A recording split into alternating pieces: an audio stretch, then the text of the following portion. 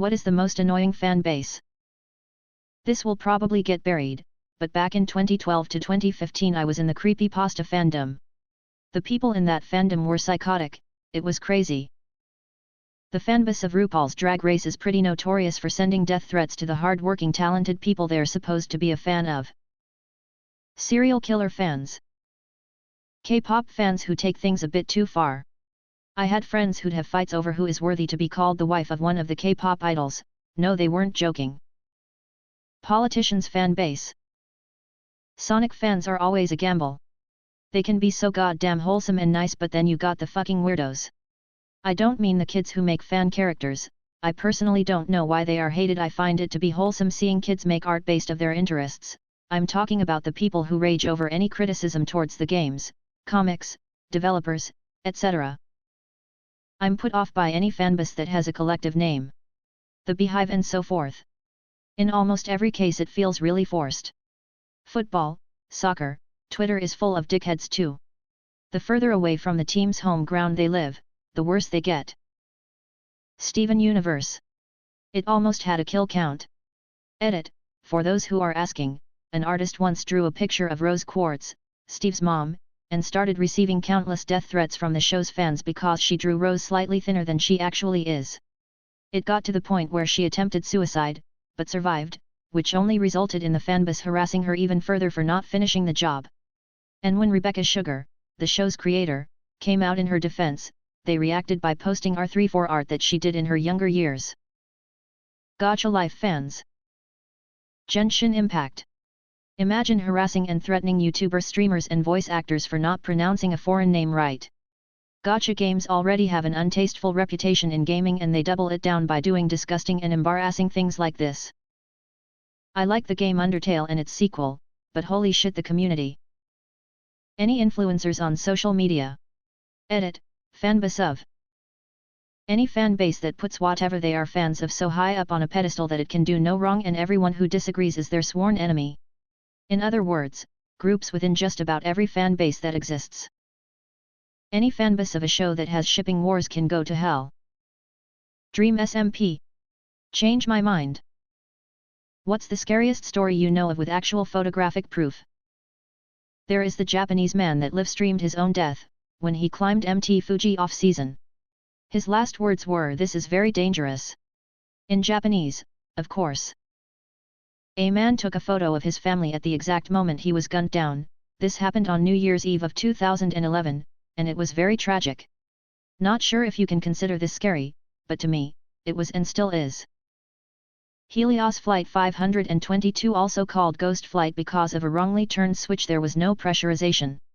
The pilots couldn't identify the problem and because of hypoxia everyone on the plane except one died. The disturbing thing is that the plane was on autopilot and simply flew to its destination, only stayed at 30,000 feet. Fighther jets were scrambled and took a picture. They reported seeing everyone livelessly, but after 2 hours saw one person entering the cockpit, which was a crew member. He tried getting the plane to descend, but after 3 minutes after he entered the cockpit the left engine spun out because of fuel starvation. 7 minutes after that the right engine. Flight data recorded a yoke pull, pitching the plane up, of the maximum amount a human could deliver seconds before impact. The picture taken by the fighter pilots still give the chills. Reddit post.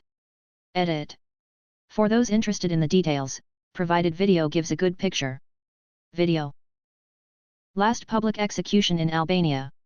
These guys, brothers 24 and 22, killed a family of 4 and the newborn of 7 months, strangled with hands on his crib while sleeping so that it wouldn't grow up and seek revenge. Truly twisted. Their last words were, "I have nothing to say." The judge that ordered the execution lost his mind shortly and became homeless a year after.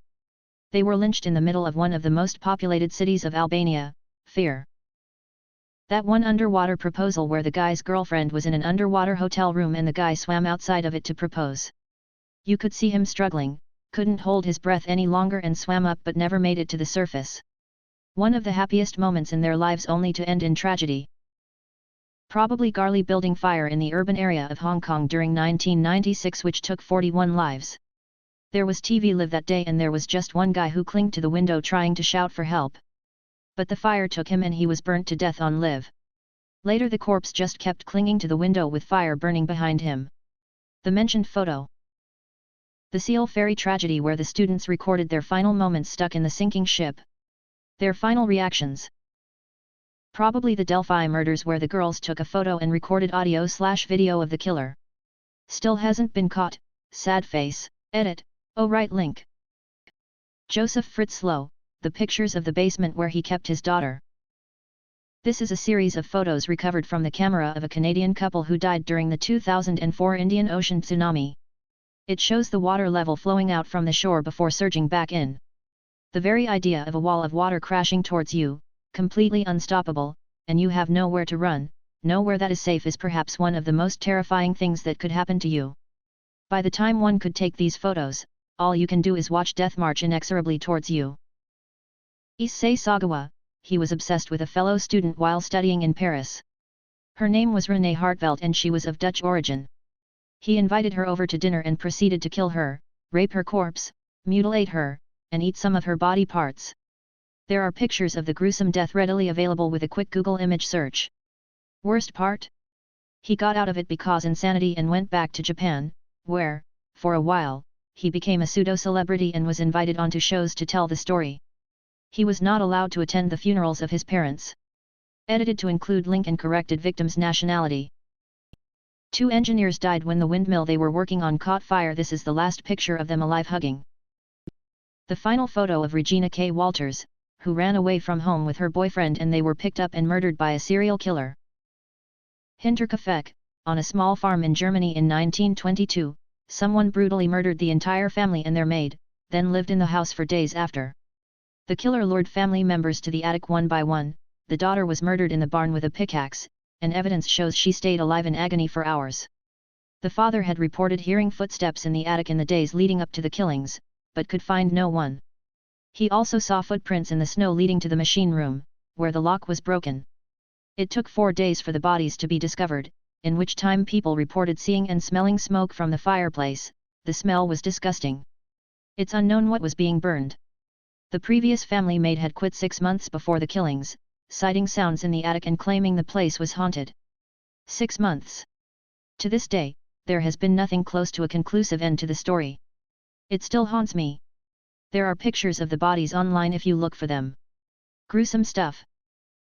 The Lake Nyos disaster. There was an earthquake/eruption that released an unbelievable amount of carbon dioxide from a volcanic lake, and CO2 being heavier than air, it settled over the nearby village. Over 1,700 people asphyxiated to death in a clear blue sky, having no clue what was happening and almost no chance of surviving if they had. I remember horrifying photos of dead livestock covering a field in a high school science textbook. What is a subtle sign someone isn't a good person? All their exes are crazy and nothing negative is ever their fault. When they see someone else's progress or success as a threat, they believe that respect is earned but demand it immediately from you. Passively aggressively insulting you in front of a group of people in such a way that you can't say anything back without looking like you're the emotional one, even though you know that they intentionally insulted you to disrespect you. When they flip every criticism back on you. They have a habit of talking bad about other people behind their backs and spreading gossip and rumor. You can tell a lot about a person by observing how they talk about their peers behind their back. When a person occasionally vents by talking bad about someone, like their boss, or classmate, because of some unpleasant experience, that's okay. We all do it. But when a person habitually talks shit about people behind their back, that's a big red flag. Someone who is incapable of reflecting. They are the center of their own universe. They are unable to grasp the big picture or how they fit within it.